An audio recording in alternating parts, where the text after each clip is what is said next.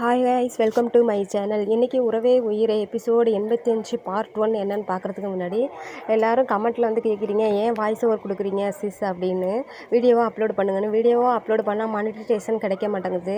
சேனலே வந்து டெர்மினேட் பண்ணிவிடுவாங்க, காப்பிரைட்ஸ் வந்துடும். ஸோ அதனால தான் நான் வந்து உங்களுக்கு வாய்ஸ் ஓவர் கொடுக்குறேன். அது ரிவ்யூ மாதிரி அந்த சீரியலோட வீடியோஸ்க்கு நான் உங்களுக்கு ரிவ்யூ பண்ணுறேன். நீங்கள் கொஞ்சம் புரிஞ்சுப்பீங்கன்னு நினைக்கிறேன். ஸோ கொஞ்சம் சப்போர்ட் பண்ணுங்கள். சரி வாங்க வீடியோக்குள்ளே போகலாம். இங்கே வந்து ஷாலினிகிட்ட சொல்லிகிட்டு இருக்கான், நான் ரித்திகா கல்யாணம் பண்ணிக்க போகிறேன் அப்படிங்கும். ஓ அப்படியா, சர்ப்ரைஸ் அப்படின்னு சொல்லி ரித்திகாவுக்கு இது சர்ப்ரைஸாக இருக்குது. ஷாலினி ஷாக் ஆகி பார்க்குறான். உடனே ஷாலினியும் சொல்கிறா, ஓகே கங்க்ராச்சுலேஷன், நல்ல லைஃப் தேர்ந்தெடுத்ததுக்கு ரொம்ப தேங்க்யூ அப்படின்னு சொல்லிட்டு இருக்கோம். உடனே ரித்திகா கேட்குறேன், சரி இந்த பொண்ணு யார் அப்படிங்கும். ஓ இவங்க தான் Shalini Balakrishnan, my personal associate அப்படின்னு சொல்லியும் இவளும் பார்க்குறா.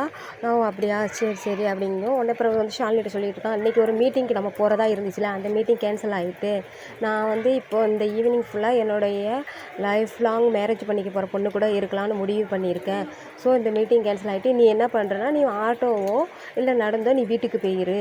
அப்படி கஷ்டமாக இருந்தால் நீ நடந்து போ, அப்போயாச்சும் ஒன்று உடம்பு குறையும் அப்படின்னு போய் நக்கல் அடித்து பேசிகிட்டு இருக்கான். உடனே ரித்திகா கேட்குறா, என்ன இப்படி பேசுகிற அப்படி அந்த பொண்ணை போய் அப்படிங்கும். அப்புறம் ஒன்றும் இல்லை சும்மா தான் அப்படின்னு அவள்கிட்ட சொல்லிக்கிட்டு இருக்கான். அவளும் சரி நான் கிளம்புறேன் அப்படின்னு சொல்லிட்டு உடனே கிளம்பிடுறா. அப்புறம் வந்து இவங்க 2 பேரும் நடந்து வெளியில் வராங்க. எங்கே நீ வந்த கார் எங்கே அப்படின்னு சொல்லி ரித்திகாட்ட வந்து கேட்குறான்.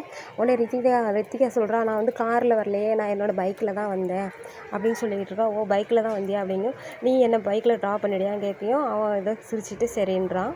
இதுக்கப்புறம் என்ன நடக்குதுன்னா, இவன் வந்து ஷாலினி வந்து காரில் போயிட்டுருக்கா. என்னடா ஃபோனே பண்ணலை சிவா, ஃபோன் பண்ணாலும் எடுக்க மாட்டேங்கிறானே, ரொம்ப ஃபேக்ட்ரி எரிஞ்சிட்டா என்னன்னு தெரியலையே, சரி மறுபடியும் ஒரு வாட்டி ஃபோன் பண்ணுவோம் அப்படின்னு சொல்லி ஃபோன் பண்ணிக்கிட்டு இருக்கா.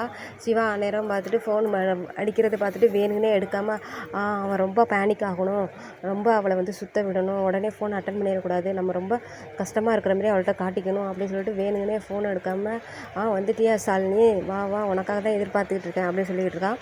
உடனே இந்த பக்கம் வந்து ஷாலினி சொல்ல, இன்னும் ஃபோன் எடுக்க மாட்டேங்கிறான், சரி நம்ம வீட்டுக்காவது போய் பார்ப்போம், அவங்க ஆன்ட்டியாவது இருப்பாங்களே, ஸோ நம்ம ஆன்ட்டிக்கிட்டையாவது பேசிவிட்டு அவனை பற்றி கேட்கலாம் அப்படின்ட்டு டிரைவர் நீங்கள் வந்து வண்டியை வந்து அங்கே சிவா வீட்டுக்கு விடுங்க அப்படின்னு சொல்லியும் சரின்ட்டு மறுபடியும் ஒரு வாட்டி கால் பண்ணி பார்க்குறான். உடனே அட்டன் பண்ணிடுறான். ஷாலினி ஃபேக்ட்ரி ரொம்ப சேதமாயிட்டு, நான் அதுக்காக இன்சூரன்ஸ் கம்பெனிக்கு ஆள்கள்கிட்ட நான் பேசிக்கிட்டு இருக்கேன், நான் மீட்டிங்கில் இருக்கிறேன், என்னால் வர முடியாது, நான் உங்கள் வீட்டுக்கு வரேன் அப்படின்னு சொல்லி ஷாலினி சொல்ல, இல்லை நான் அங்கே மீட்டிங்கில் இருக்கேன், என்னால் வர முடியாது, நீ வர வேண்டாம், நான் பார்த்துக்கிறேன், நீ எதுவும் கவலைப்படாத ஷாலினி, எல்லாம் சரியாயிடும். ஷாலினி உடனே சரி பார்த்துக்கோ, நான் வந்து உன்னை காலையில் பார்க்குறேன் அப்படின்னு சொன்னேன். சரி ஷாலினி நீ பார்த்து வீட்டுக்கு போ அப்படின்னு சொல்லி ஆறுதலாக ஷாலினிக்கு வார்த்தை சொல்கிற மாரி சிவா நடித்து பேசிட்டு போயிடுறான். அதுக்கப்புறம் என்ன நடக்குதுன்னா, வீட்டுக்கு வந்துடுறான். வந்தவுடனே கேட்குறா, அம்பிகா என்னப்பா ஆச்சு, ரித்திகா என்னப்பா சொன்னா, என்னப்பா முடிவு எடுத்திருக்க அப்படிங்கும். நான் கல்யாணம் பண்ணிக்கலான்னு முடிவு எடுத்திருக்கேன், இந்த கல்யாணம் கூடிய சீக்கிரம் நடக்கணும் அப்படின்னு சொல்லி ரவி சொல்லிவிட்டு அவன் கோவமாக போயிடுறான். இதை கேட்டு அவளும் அம்பிகா